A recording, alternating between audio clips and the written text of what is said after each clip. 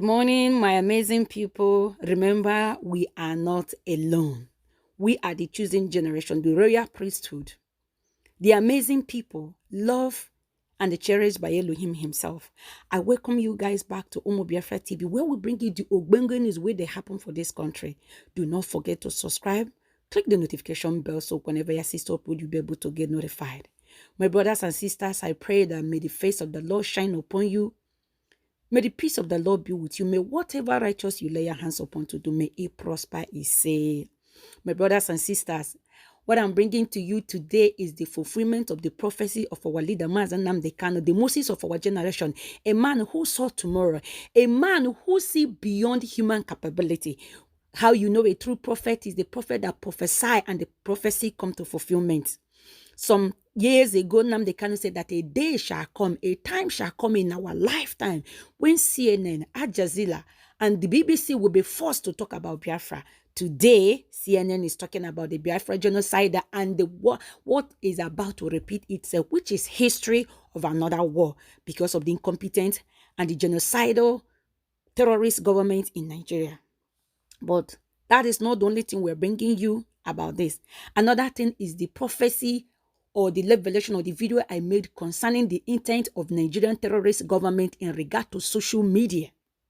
My brothers and sisters, ndị Igbo si na awo ada agbo se efife na nkete. There is no smoke without fire. These terrorist governments have plotted, but our God is foiling them. Look at this cowman, Adamu Gaba, that developed app called Chloe.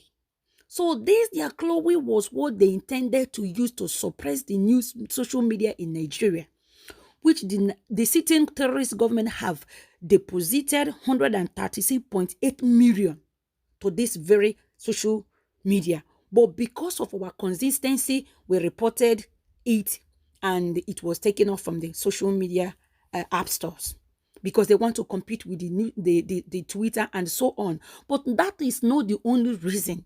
The only reason is because they are planning to shut down every social network in Nigeria, and their genocide will not be recognized worldwide. Nobody will know what is going on. But this God is ahead. Whenever you see a revelation, my brothers and sisters, I'm here to urge you, do not take it for your right. Sit, pray over it, fast over it, and God will do his own thing, because secret thing belongs to him, but whatever revealed belongs to you and I. Nnamdi Kanu has foreseen tomorrow. These are their plots, and you are going to see where Liar Muhammad is making the emphasis, and maybe it is time for our people, because they have been planning about it, but God is frustrating them every day. My brothers and sisters, Biafra is here. We must celebrate the coming of Biafra. He say, I'm going to let you guys listen to both Liar Muhammad and CNN talking about Biafra. Isn't that awesome? I love you. If any other platform does it, we would suspend the operations too. Twitter is a very bad example. They have not invested one penny in Nigeria. Rather invest, they went to Ghana, and yet the target market is Nigeria. Say Twitter is not the only social media platform. Why ban Twitter? Yes, I think yes, but honestly, we suspended Twitter because Twitter became a platform of choice for those that want to bring down this country. If any other platform does it, we would suspend the operations too. Because it is because there's a country called Nigeria that they can have business. Honestly, I think it's a good opportunity for our very resourceful Nigerians to also look at how they can, have an app that can replace Twitter, and it will be patronized by all of us. We've received a few approaches. I want to encourage them. It was one of the most brutal and vicious civil wars that much of the world has never heard of.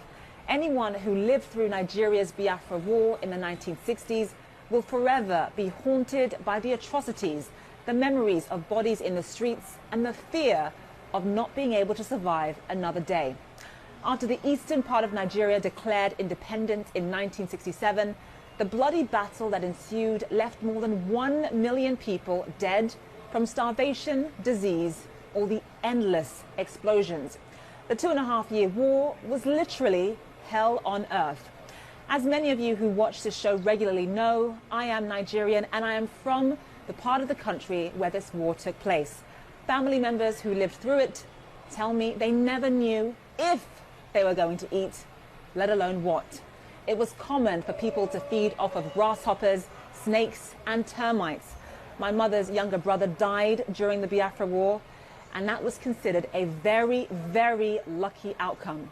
If you only lost one family member, you thanked your lucky stars. So given all of that history and all of that pain, why are there now growing calls for a new secessionist movement in the exact same part of the country? We are joined live now by Amaka Anku, an expert on Nigeria and Sub-Saharan Africa. She's also the head of Eurasia's Group's Africa practice. Amaka, thank you so much for being with us. So you and I are both Nigerian. It's been over 50 years since this brutal civil war. Why is there this additional secessionist movement in the same part of this country bubbling up?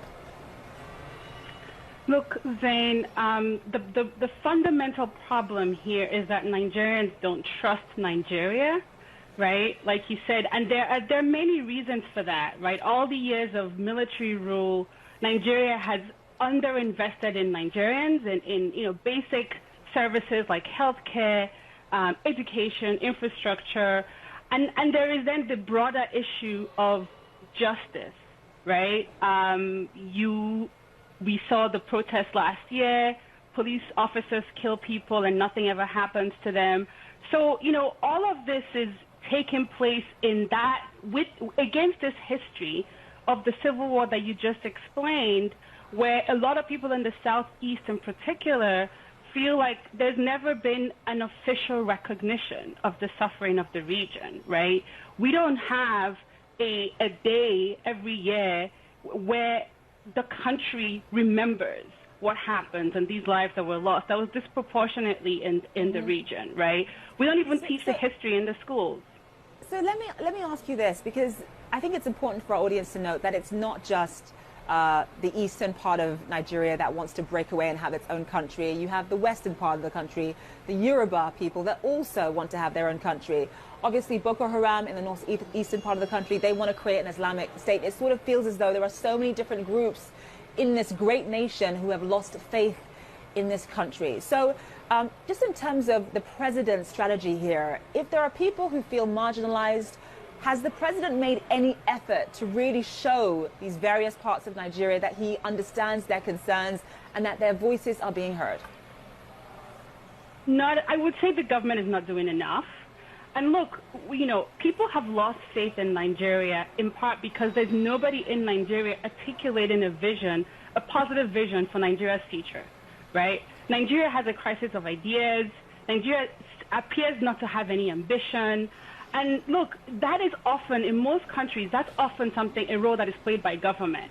A role that, that to provide a holistic idea about what the country is about and where it's going, to bring people together and drive buy-in. The government is not doing that. But I have to say, Zain, that that's also a role in most parts of the country that is also played by people outside the government. There's a role as well for thought leaders in the country, for private sector participants, to have a constructive vision of where Nigeria should be going, right, and push the government. And that's, there's a symbiotic relationship that can happen here between people inside government and outside government in articulating a positive vision for Nigeria. I just want to sort of get at how all of this ends, because obviously President Buhari is not going to wake up and say, okay, you get your own country, you get your own country, or you can have autonomy and you can't. He's not going to do that. So how does all of this end? I don't think it ends until Nigeria starts to really and truly invest in Nigerians, until the Nigerian government, and it's, whether it's Buhari or the person who comes after him, respects Nigerians enough to communicate consistently and clearly where the country is going, what their vision is, right? And then to start to invest in education, in healthcare, in infrastructure, and all of the things that make a society function and make an economy competitive, right? Until that happens, you will continue to see these kinds of calls for secession. And so just in terms of what the secessionists want themselves, and obviously, yes, we know they want to break apart and form their own country, but is there anything else that they're willing to accept in the medium term, or is it for Ipob and these other groups? Is it really secessionist or nothing? I do think that for the leaders of some of these secessionist movements, like Nnamdi Kanu, I do think it's secession or nothing. You know, maybe the leaders of ODC in the Southwest. I think that what their views are probably less relevant than the views of the minority, the populations that are sympathetic to those views. I think for most of those people, most of the people in the Southeast, some of whom are sympathetic to those views, I don't think it's secession or nothing. I do think that a clear and consistent outreach, communication, and investment can help to change some of those views. I mean, it's such a shame because Nigeria is such a beautiful country. It has so much potential, and just seeing all of these different areas wanting to separate, saying that they've had enough of being part of this great nation is very, very sad indeed. Amaka Anku, thank you so much for being with us.